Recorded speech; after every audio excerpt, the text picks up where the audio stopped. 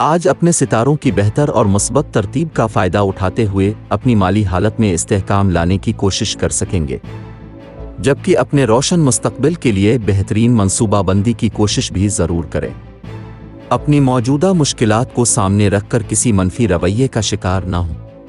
आज आपकी सेहत बेहतर रहेगी, जबकि दूसरों को अपना गिरविदा बनाने की सलाहियत नुमायां होने से बहुत से नए दोस्त बनाने में कामयाबी हो सकेगी। अपने मौजूदा मामलात में बेहतरी लाने के लिए आपको अपनी छठी हिस्स अपने विजदान पर ही भरोसा करना होगा। अगर किसी पार्ट टाइम मुलाजमत की पेशकश हो तो अपने वक्त के लिहाज से ही उसे कबूल करें। आज के दिन दोस्ती और रिश्ता इज़्दिवाज के लिए मौजू अफराद। बुर्ज सरतान, बाकी तमाम बुर्ज के लोगों से एहतियात बरतें। आज के दिन मुलाजमत और कारोबार के लिए मौजू अफराद। बुर्ज मीज़ान, बाकी तमाम बुर्ज के लोगों से एहतियात बरतें। आज का दिन आपके लिए कितना लकी साबित होगा।